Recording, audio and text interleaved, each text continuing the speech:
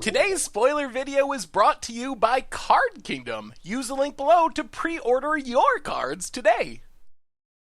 Hello everyone, it's Seth, probably better known as Saffron Olive, and it's time for another daily dose of Ikoria spoilers. And goodness, this spoiler season is coming hot and heavy. We have so many cards to talk about today. It is absolutely ridiculous, which means we better jump right into it, or this is going to be like a 3-hour video. So let's talk some sweet new Ikoria cards, starting with our Mardue legendary Mythic Mutator, Snapdex, Apex of the Hunt. So for 4 mana, you get a 3/5 double striker. You can mutate it for 5 mana, all this in the Mardue colors, and when it mutates, you get to deal 4 damage to target creature or planeswalker an opponent controls, and you get to gain 4 life. So as you can see, this is one of the special cards that's got a bunch of different versions. You can get the Godzilla version, King Caesar, Awoken Titan, there's a comic book version, so there's a lot of different versions of Snapdex. As far as the creature itself, I think this card's actually really scary. My first thought when I saw Snapdex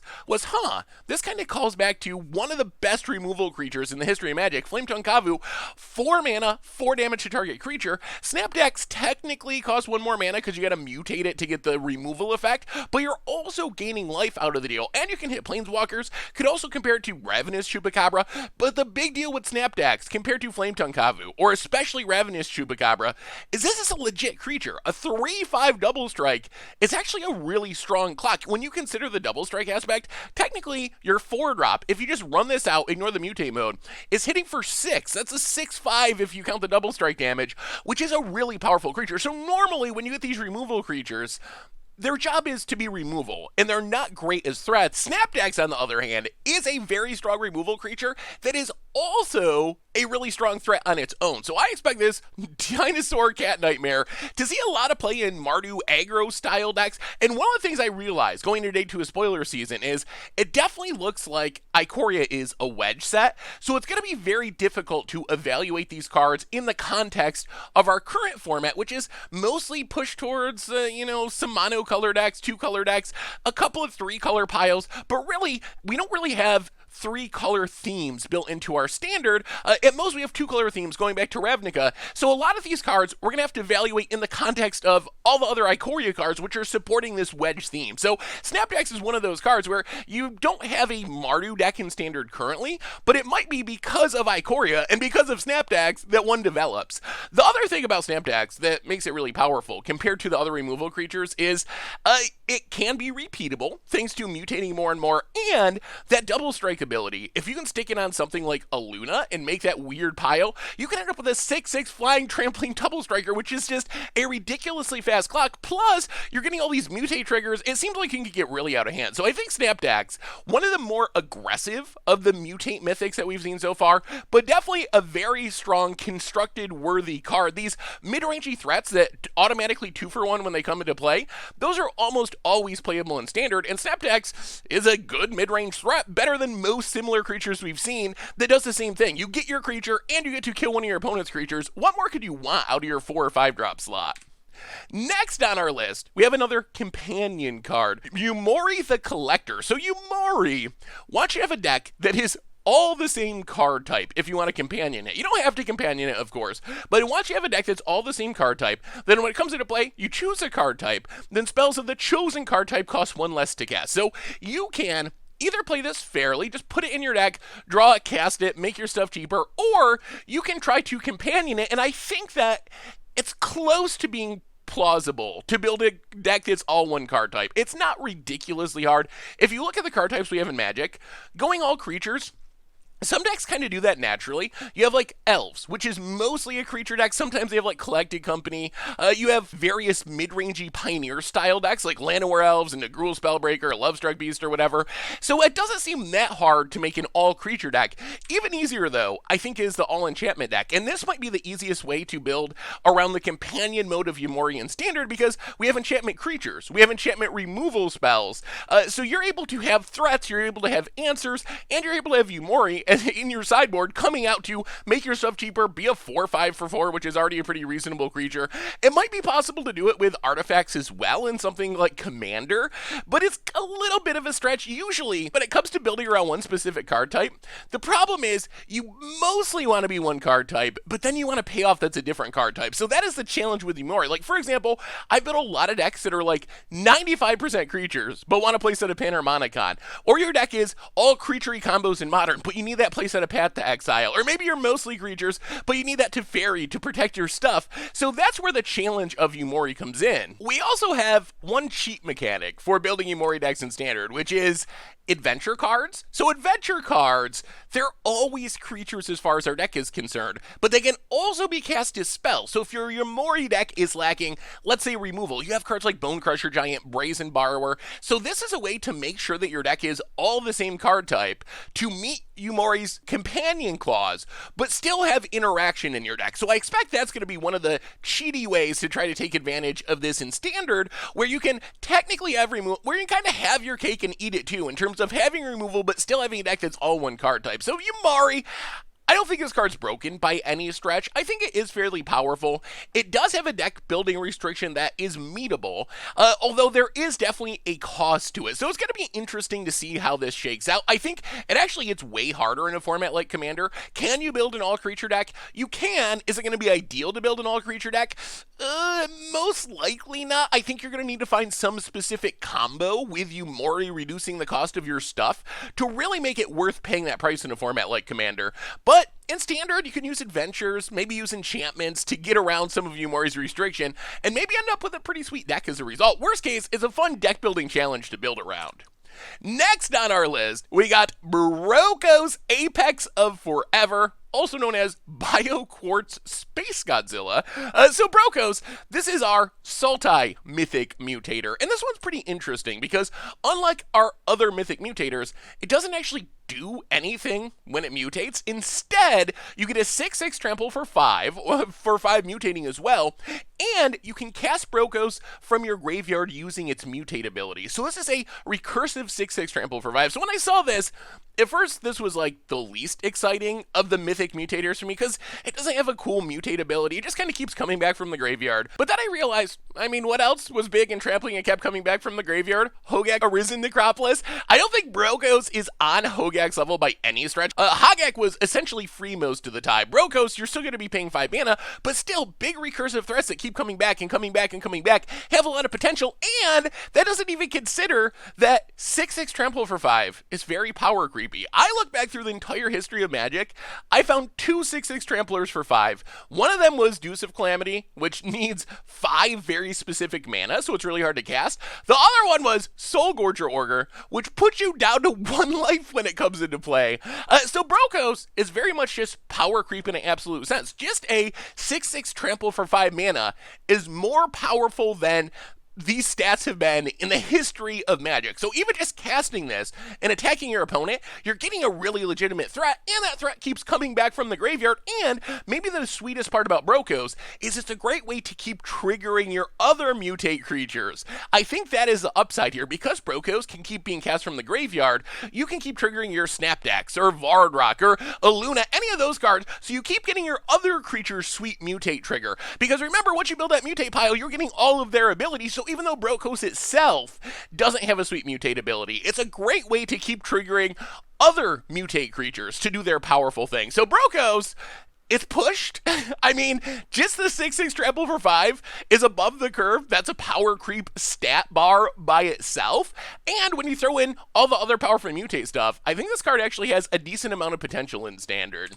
Next up, we got Koga the Titan Ape. Obviously, King Kong. Apparently, Wizards does not have the King Kong IP because we do not have a literal King Kong card. But Koga the Titan Ape, 6 mana, 7/6, legendary ape. When it enters the battlefield, you get to fight one creature you don't control. When it attacks, you get to blow up an artifact or enchantment the defending player controls. And then, of course, you can pay 1 and a green, return target human you control to its owner's hand, and Koga gains indestructible until end of turn. Just had to drop in that top-down King Kong climbing the tower with the girl in hand flavor. So Koga the Titan Ape, I think this card's actually pretty decent for Commander, if you look at the Commander format, if you want to play Ape Tribal, which, not one of the most powerful tribes, the only legendary ape we have is Grun the Lonely King, which is honestly pretty disappointing. It doesn't do apey stuff like Koga does. Apes are all about fighting, blowing up artifacts and enchantments, so if you want to break out Ape Tribal and get your Utabi Orangutan Sieg play so your opponents can comment on its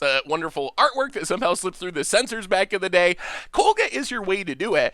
And I think that Koga is just a reasonable card in the 99 of your Commander deck as well, because it does a lot of stuff that you want, like killing a creature, which the fight mode should is good, and then repeatedly blowing up artifacts and enchantments doesn't even have to connect. So if your opponent chumps blocks, you're still getting to blow up their artifact and enchantment. All you gotta do is attack. The human mode, whatever. That to me feels tacked on for King Kong flavor purposes. I'm sure it'll eventually come up and there'll be some combo where you pick up a human or whatever, but really just the first two modes of Koga is actually very powerful. So I expect this card to be pretty popular in the Commander format and the default leader of Ape Tribal if you want to go that direction. So next up, we get, I think, our first human mythic, Chevelle, Bane of Monsters, which is basically a monster hunter. In Ikoria, all these crazy creatures running around. Chevelle is, the movie trailer, in a world of monsters, one human dared to fight back. That's Chevelle. Chevelle is that thing, that monster hunter that is roaming around Ikoria, killing all these crazy beasts.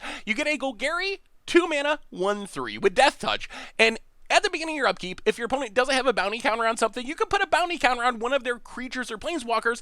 Then when a permanent with a bounty counter dies of your opponent's, you get to gain 3 life and draw a card. So one thing I will say I like about Chevelle, and when you read this, it doesn't look especially exciting, but we're in a standard, and going into a standard even more so, that is filled with massive creatures, Brokoses and Titanothrexes and Cavaliers, and one of the ways to fight these creatures is Death Touch. The nice thing about Chevelle is, it will take down an 11/11 Titanothrax, a massive Cavalier of Flames, all by itself thanks to Death Touch. So there is value in this world of big creatures of having these cheap Death Touch creatures as essentially removal spells. And that Chevelle might even draw you some cards along the way if you can get bounty counters on things. And you can speed it up, obviously, if you got some removal, like Chevelle, upkeep, counter on something, Murderous Ride to your thing, draw a card, gain some life. So removal heavy decks, killing those monsters, are going to heavily value Chevelle. So I think in some sort of like Golgari mid-range, Jund mid-range style deck, Chevelle might actually have a place in the format, and that doesn't even include the fact that we know that Ikoria has a human sub-theme. It's monsters versus humans, so I don't think we'll get literal Thalia's Lieutenant, Champion of the Parish. They are not on flavor for the monster world of Ikoria, but we probably will get some human payoff. So if we get something on the level of Thalia's Lieutenant or Champion of the Parish to want us to play a bunch of humans in the same deck, all of a sudden Chevelle becomes a lot better as a human that generates card advantage, takes down massive monsters. Also, if you're playing Commander, there are 2 other creatures that care about bounty hunters. One of them, Method's Fiendseeker, doesn't really count. It's kind of in the wrong colors. I guess you could play 5-color or 4-color bounty counters, but Bounty Hunter is a good card to play with Chevelle if you want to go Chevelle Monster Hunter Commander, since it can put a bounty counter on things whenever you want to, and even destroy creatures with bounty hunters. So there's a lot of synergy there with Chevelle, Bane of Monsters, and Bounty Hunter. So that's Chevelle. I think this creature is better than it looks. I don't think it's insane, but Death Touch on cheap creatures is going to be good in our future standard, I think, and generating card advantage for a low cost, I think is going to make Chevelle kind of a sleeper from this. I think this is a card people are going to read and be like, huh? Why is that a mythic? And that is a fair question. Does it need to be mythic? I don't know. Probably, maybe not. But I do think this is a really powerful card, and people will wake up to its power eventually. Next on our list, we got an entire cycle of mana rocks, the Crystal Cycle. So these are 3 mana, 3-color mana rocks that have cycling too. And I actually think these are really powerful cards. They're going to be key for Limited, of course, to help fix your mana in this wedge-based world of Ikoria. Also going to be important for Brawl, so you can cast all these crazy 3-color mythics, and I think they're actually going to show up in Commander. The Tri-lands, which come into play tapped and tap for 3 colors of mana, see a reasonable amount of play in 3-color decks. I actually think that in 3-color wedge decks in specific, the Crystal Cycle might beat out some other mana rocks, especially considering the upside of in the late game, when you don't really need an extra mana, being able to efficiently cycle them away and maybe draw into that wrath you need, that removal spell, that threat, whatever. So the Crystal Cycle, Going to be important for limited. We'll see about standard. Normally 3-mana mana rocks aren't a huge deal in standard, but this is a set with a lot of big creatures, so maybe this will be an exception to the rule. But Brawl and Commander, if you're playing 3-color Wedge, I think this is a really good cycle for you. Next up, we have the long-awaited biggest aura in Magic, Colossification, 7 mana, enchant a creature, give that creature +20/+20, turns literally any creature into a one-shot kill. There's only one problem. When it comes into play, tap enchanted creature. So you can't just have a flyer, cast this, swing in, kill your opponent. Wizards had to make it a little more complicated than that. So when I heard that we were getting the biggest aura in Magic's history in Meryl's little teaser thing, my first thought was, all right, it's going to be Storm Herald time. We're actually going to be able to make Storm Herald work in the standard format. However, it doesn't really work. Because it taps a creature, you got to go through an extra step to actually make Storm Herald work with Colossification. So there are a couple ways you can go about this. I think there's actually 3 good ways in standard. One is you can use something like Ilharg. Ilharg lets you put Storm Herald into play tapped and attacking. Ilharg will already be tapped, so when Storm Herald comes into play, sure, your Colossification is going to tap the creature, but your creature's already tapped, they're already attacking. So Ilharg, Storm Herald into play, reanimate Colossification on Ilharg. You're going to have a 26/26 trampler that'll probably just one-shot kill your opponent.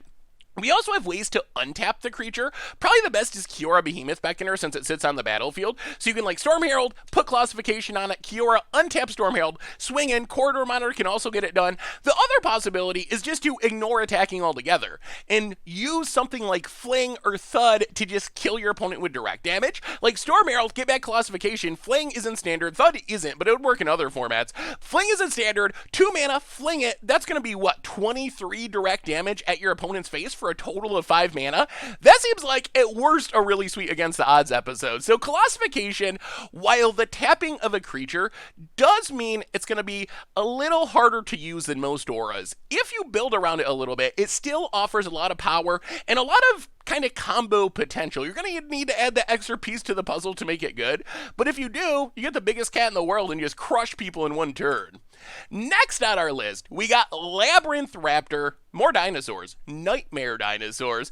So Labyrinth Raptor is a pretty sweet, semi-evasive Rakdos threat. 2 mana, 2/2. It has Menace. When a creature you control with Menace becomes blocked, defending player sacks a creature blocking it. So it kind of gives you like super duper Menace. And then you can pay 2 mana, 1 black, 1 red, and pump your creatures with Menace +1/+0. So Labyrinth Raptor, it's kind of a Menace Lord, and we do have some decent Menace payoffs in Standard. The first thing I thought of was Angrath, Captain of Chaos, which just gives our entire team Menace, which means it's going to be almost unblockable. If your opponent's going to try to block Menace creatures and have to sack them to Labyrinth Raptor, it's going to get really bad really quick, but you could always pump them. So that's one way to go. We also have some efficient creatures that just already have Menace. Stormfist Crusader seems like best friends with Labyrinth Raptor, Kunoros, Massacre Girl. So we do have pieces to build Menace Tribal, and I don't think you have to go full-on Menace Tribal. Like a 2/2 Menace with a bunch of upsides is already a decent threat in a Rakdos aggro deck. So even if you just have like Labyrinth Raptor, Stormfist Crusader, and you're playing Rakdos, whatever, aggro, mid-range,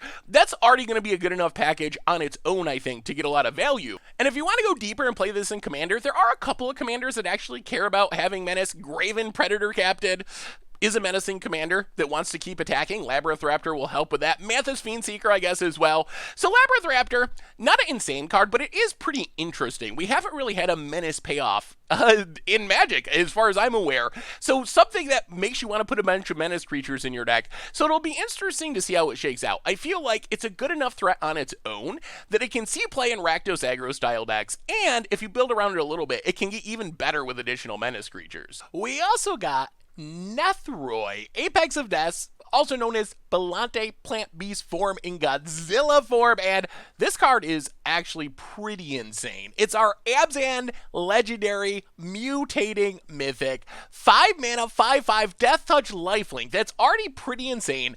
The mutate cost is high, 7 mana, still in the Abzan colors. When it mutates, you get to return any number of target creatures with total power 10 or less from your graveyard to the battlefield, which is absolutely absurd ability. So Neth Roy, I think this card is just absolutely bonkers. On level 1, you're essentially getting a ground-bound Abzani Baneslayer Angel. 5/5 lifelinkers for 5.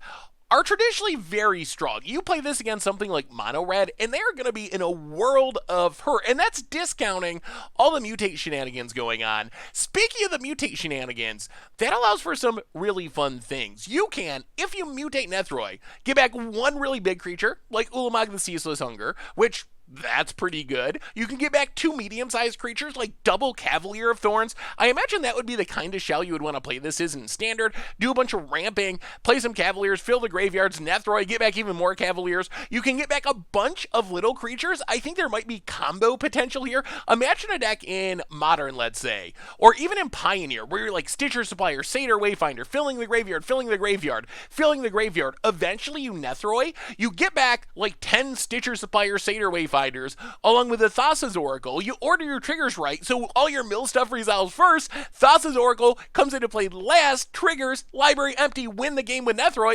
Or, if you want to go really deep, you can get back an infinite number of Ornithopters. You can literally play a 2,000 card deck, play all the 0 power creatures in Magic, get them in your graveyard, Neth Roy, all of them would come back into play. Would that be competitive? No, probably not, but it could still be powerful, and we have seen some shenanigans with cards like this in the past, kind of like Protein Hulk, although Protein Hulk actually searches your library. So I think Neth Roy, like many of the Mythic mutators, is just absurdly powerful.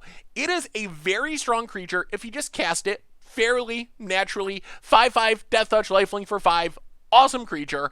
And then if you get to the point where you're mutating, it's going to get way out of hand really quickly. The high mutate cost does mean it's not going to be quick and easy to get that massive reanimation value, but in a format like Commander, or even in the late game in Standard with all the ridiculous ramp, I mean, we're playing a Standard format where people are Agent of Treacherying like crazy, ramping with Uros. It's not going to be that hard to get to 7 mana and mutate this Neth Roy and just do crazy, crazy things. So very powerful, very, very powerful card. Excited to play with this one. We also got Quill Phoenix, which, this one's okay. 4 mana, 4/4, mutates for 4, it has flying, and when it mutates, you get to make a red artifact creature token named Feather that you can pay 1, sacrifice, and return target Phoenix card from your graveyard to your battlefield tap. First, before I talk about this card in Standard, I'm going to rant a little bit. Why is this not legendary? Everything in this set is legendary, it seems like, but this isn't. This would be an awesome commander for a Phoenix deck, and if there's one thing about Phoenix is they're lacking a commander, so I really wish this card was legendary. It would be such a sweet commander for the Phoenix tribe. As far as Standard is concerned, Quill Phoenix, I think it's mostly a bad Rekindling Phoenix. Yes, you gain 1 additional toughness, which that is an upside. Rekindling Phoenix, though, comes back into play with haste. Quill Phoenix is the direct opposite. Not only is it not coming into play with haste, it's coming into play tapped, although at the same time you can do this at like your opponent's end step and untap on your turn, so there are ways to kind of work around this, but I think the best comparison is a weird take on Rekindling Phoenix involving the mutate mechanic. It can obviously keep getting itself back from the graveyard, which is nice. If you time it right, you can get around the tapped restriction. My guess would be it's slightly less powerful than Rekindling Phoenix, which admittedly was very strong. One of the best creatures in its Standard format at various points. I don't think Quill Phoenix is quite that good. It's requiring mana. You do have to mutate. Rekindling Phoenix is just a recursive, hasty army in a can that just keeps coming back for free. Quill Phoenix does require more work, and it is sad that it can't be a Phoenix legend for a commander, but I still think it's a pretty reasonable card. Speaking of mutate stuff, we got Dirge Bat, 4 mana, 3/3, flash flying. When it mutates for 6 mana, you get to destroy target creature, planeswalker, and opponent controls. So Dirge Bat, this is another card that just seems really good. A flying flash 3/3 for 4 is already a fine creature, and then you're also getting as a bonus this kind of like Dark Hatchling mixed with Dream Eater, upgraded to kill planeswalkers type effect thanks to mutate, where you can easily generate a 2-for-1 with this thanks to flash. Imagine your opponent goes to attack you. You flash this in, mutate it onto some small creature, eat an attacker, and blow up your opponent's like Nissa or another one of their attackers. So Dirge Bat, another card that just feels like it's really powerful. So many of these cards just feel above the curve to me, and Dirge Bat, even though it's not one of the most flashy or exciting mutate cards, is definitely on the list.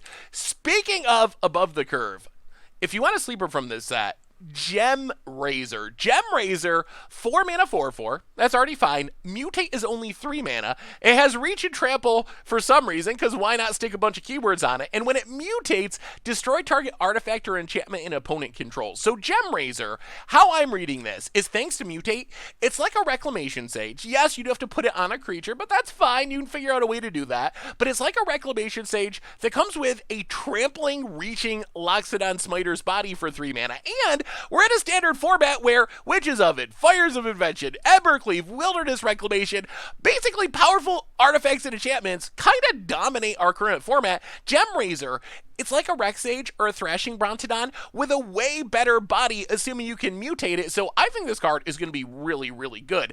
Unlike something like Reclamation Sage, or even Thrashing Brontodon to some extent, which are kind of like medium in terms of their body, Gem Razor is an above-the-curve creature that also gives you that effect of blowing up your opponent's powerful artifact and enchantment, which seems absolutely insane to me. So I actually think Gem Razor is going to be very, very good in Standard, just because of how many powerful artifacts and enchantments are running around in the format, how important it is to kill them, and how reasonable the body is. Like 4/4 Reach Travel for 4. Also, of note, be aware of the reach on this card. This is the sneaky reach card of the set, as far as I've seen so far. This is a card that you're going to play pre-release on Magic Arena, on Magic Online.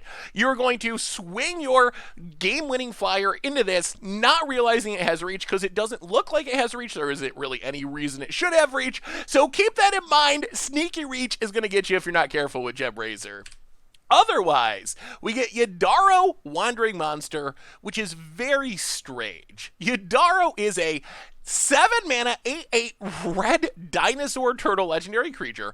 It has Trample and Haste. So 7 mana, 8/8 Trample and Haste. You can cycle it for 2 mana, and it has this really weird cycling ability. When you cycle Udara, you shuffle your graveyard back into your library, and if you've cycled a card named Udara, Wandering Monster 4 or more times this game, you get to put it onto the battlefield instead. So basically, you get this massive Hellkite Overlord on the ground, Clackbridge Troll, without having the drawback of giving your opponent's token creature. Like 7 mana, 8/8 Trample Haste can close out games by itself, and then if you can find a way to cycle it a bunch of times, it becomes absurd. When this is 2 mana, cycle it, put it into play for free with Trample and Haste, and do that every single time for the rest of the game, it is going to be bonkers. So keep an eye on ways to find Udara.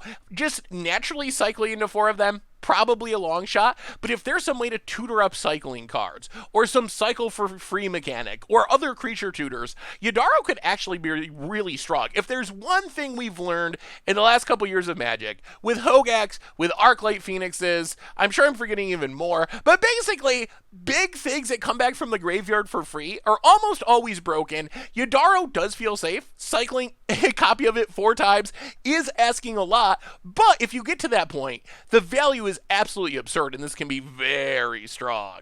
We also got Death's Oasis, an interesting 3 mana Abzan enchantment. So, Death's Oasis, whenever a non-token creature you control dies, you mill yourself for 2, and then you can return a creature with converted mana cost less than the creature that died from your graveyard to your hand. Also, sacrifice Death's Oasis for 1 mana to gain a bunch of life. That's not the most exciting part to me. Death's Oasis, what this reads like to me is basically a creature-y enchantment version of Scrap Trawler. And Scrap Trawler, you might remember, there was a time when this was the best card in Modern, or one of the best cards in the best deck in Modern at the very least.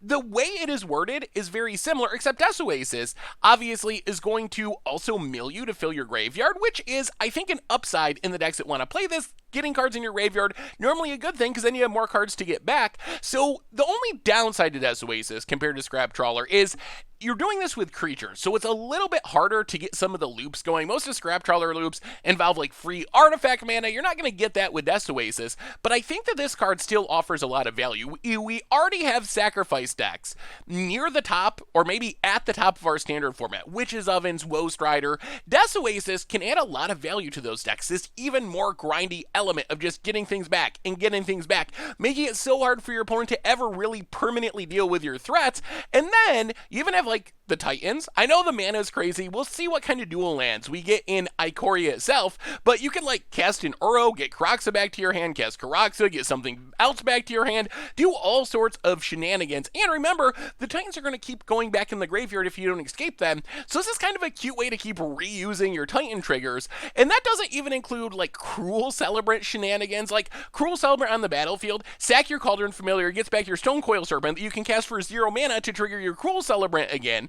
So there's lots of grindy value upes available in this card. So I actually think Death Oasis is a pretty sweet card. I think that this offers a lot of value in a fair way. You don't got to get back that many creatures from your graveyard to make Death Oasis worth it, and you randomly get to hate out on aggro decks with the life gain mode as well. So while I'm not exactly sure where this card fits right now, mostly because Sacrifice decks in our current standard are more in the Rakdos area than the Abzan area, but there are pieces like Tisa, Cruel Celebrant, the Sack Outlets that makes me think it could work in Abzan as well, and maybe with the support we're getting from Ikoria itself, it'll be right to go that direction and take advantage of Death Oasis in these Sacrifice style decks. Next on our list, we have a pretty sweet removal spell in Mythos of Neth Roy, and has awesome said McKinnon art, but really, it's a pretty powerful card. 3 mana instant, destroy target non-land permanent if it's a creature, or if you spent green, white, and then, of course, the black to cast it. So essentially,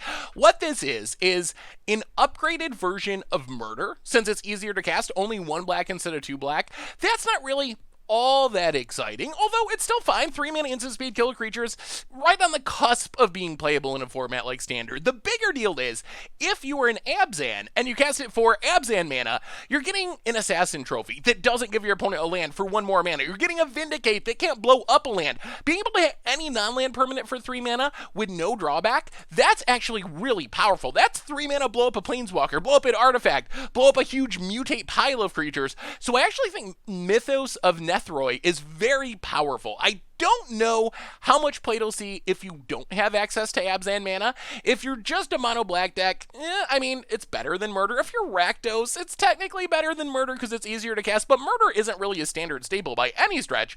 But if you're an Abzan, this suddenly becomes one of the best removal spells you have access to in the entire format, being able to not just hit creatures, not just hit Planeswalkers like Murderous Rider, but being able to blow up Witch's Oven, Fires of Invention, annoying artifacts and enchantments. Huge deal. So this is a push into Abzan that is going to be very, very good in those decks.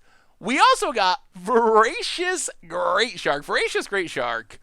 5 mana, 5/4 flash. When it enters the battlefield, counter a artifact or creature spell. So obviously, this card already has a ready-built home. If you're playing the Frilled Mystic, Brineborn Cutthroat, Nightpack Ambusher, Simic Flash style deck, Voracious Great Shark seems like the perfect addition. All you want to do in that deck is leap of your mana, counter all your opponent's stuff after getting a threat on the battlefield. Voracious Great Shark, while 5 mana is kind of a lot, I still think it has a home. And if you compare it to something like Frilled Mystic, you get a worse counter ability, because Frilled Mystic hits anything. Voracious Great Shark only hits artifact or creatures, but you get a much bigger body. A 5/4 flash for 5, that's much more aggressive than a 4 mana 3/2. So I think Voracious Great Shark, even though its counter ability is slightly limited, is pretty good. Could also show up in control decks, where this could be a finisher, able to like flash it in, counter something, pick it up with Teferi, flash it in, counter something else.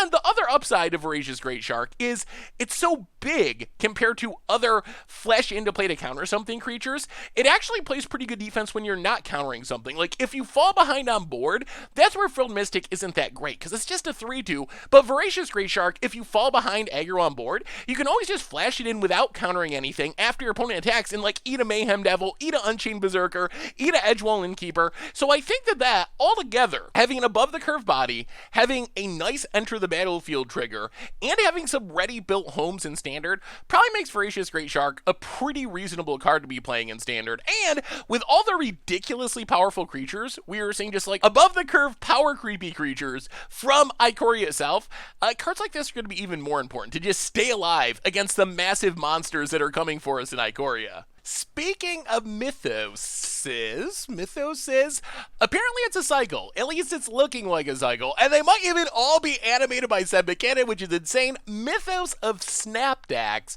So this card, 4 mana, 2/2 white, Each player chooses an artifact, a creature, an enchantment, and a planeswalker from among the non-land permanents they control, sacks the rest. However, if you add a black and a red in with a double white, you get to choose the permanents for each player. So Mythos of Snapdex, as a mono white card, it's kind of meh. It's the next in a long line of fixed, very fixed Cataclysms.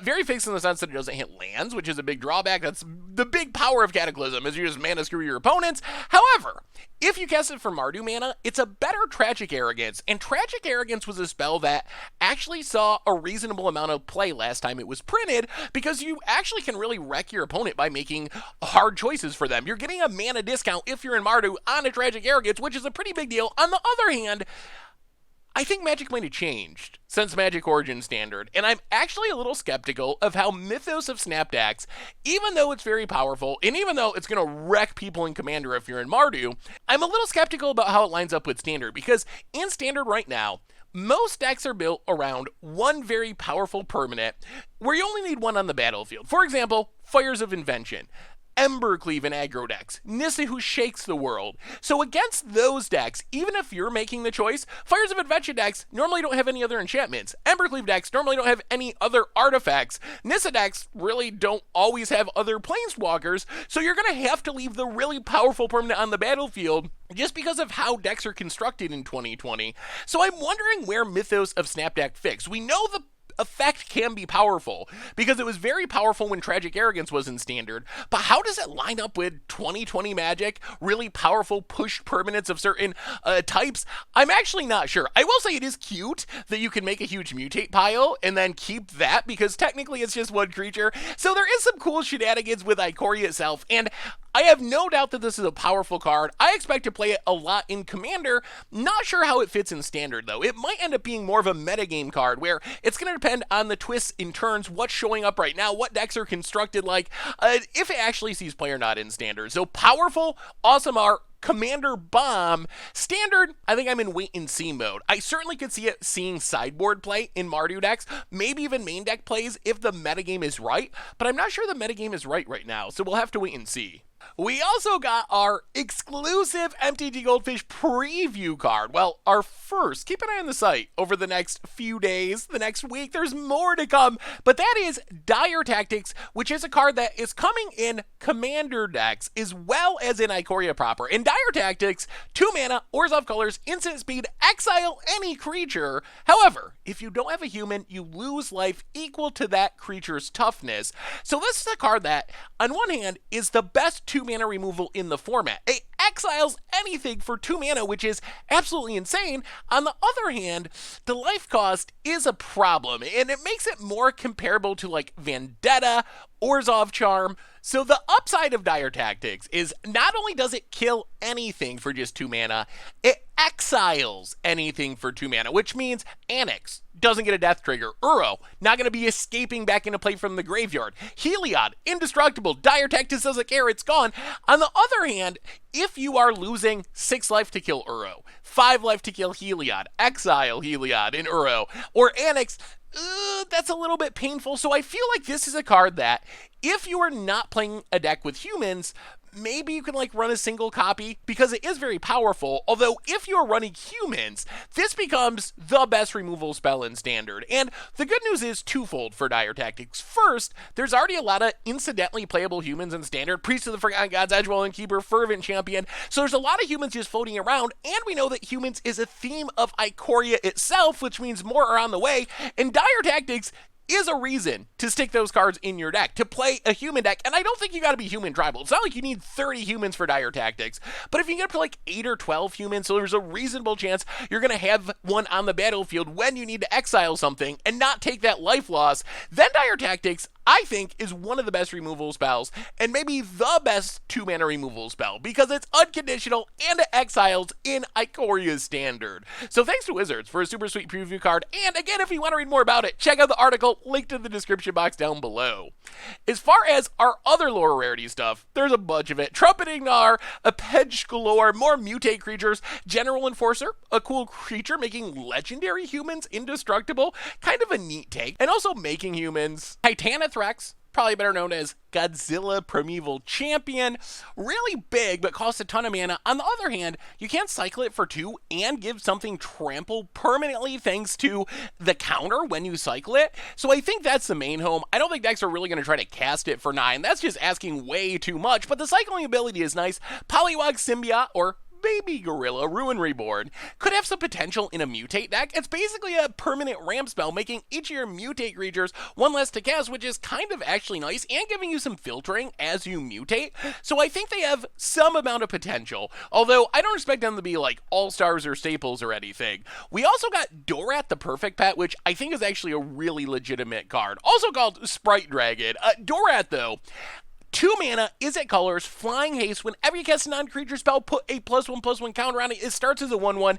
The comparison for me is Storm Chaser Mage, which is basically the same creature, except it's a 1/3, and rather than getting a permanent +1/+1 counter, it just has prowess, so it gets bigger as you cast non-creatures. Storm Chaser Mage has seen play all the way back to Legacy, definitely in Modern, definitely in Standard. I think Dorat, you could argue it might even be better. It is more susceptible to removal right away, but with Storm Chaser Mage, you like cast your Metamorphoses and Lava Darts, and it gets up to 5 power, you get a 1 attack, then it goes back to a 1/3. With Dorat, you do that same progression, cast a bunch of spells, those counters stick, and it's going to be like a 5/5 or a 6/6, and stay that way and just smash people's face.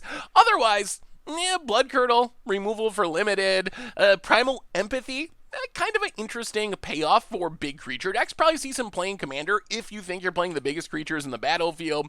Some more mutate stuff. Grim Dancer is actually kind of interesting. 3 mana 3/3. When it enters the battlefield, you get to choose 2 different counters from Menace, Death Touch, and Lifelink, kind of making it a ground version of Vampire Nighthawk if you want it to be, which could be pretty powerful. And then we got Essence Scatter with Seth McKinnon art, more pacifisms, some more reanimation and fighting spells, counterspell for stuff that targets your permanents. So I don't know, interesting lower rarity stuff, but nothing to go super crazy about. Some of them might show up as support cards in standard decks, definitely fill out decks in limited and round out the set. Anyway, I think that brings us to the end of our daily spoilers for today. So, oh my goodness, so many cards. What do you think about all these crazy mutate mythics? Our new Abzan enchantment, can that show up in sacrifice style decks? What about our new companion? Can you actually play a deck with all the cards being the same type? Is there a way to make that work in standard, or is it just a weird against the odds challenge? All the lower rarity stuff as well. Let me know what you think. Give me your feedback. How hyped are you for this set? Let me know in the comments. Thank you so much for watching. I hope you all enjoy it, and I will talk to you soon. Thanks for watching the video. If you enjoyed it, help us out by clicking that like button down below. And to keep up on all the latest and greatest, click that subscribe button. And don't forget to hit that bell icon to get alerts whenever we have new videos. And if you want to, check out some of our other sweet videos here and here.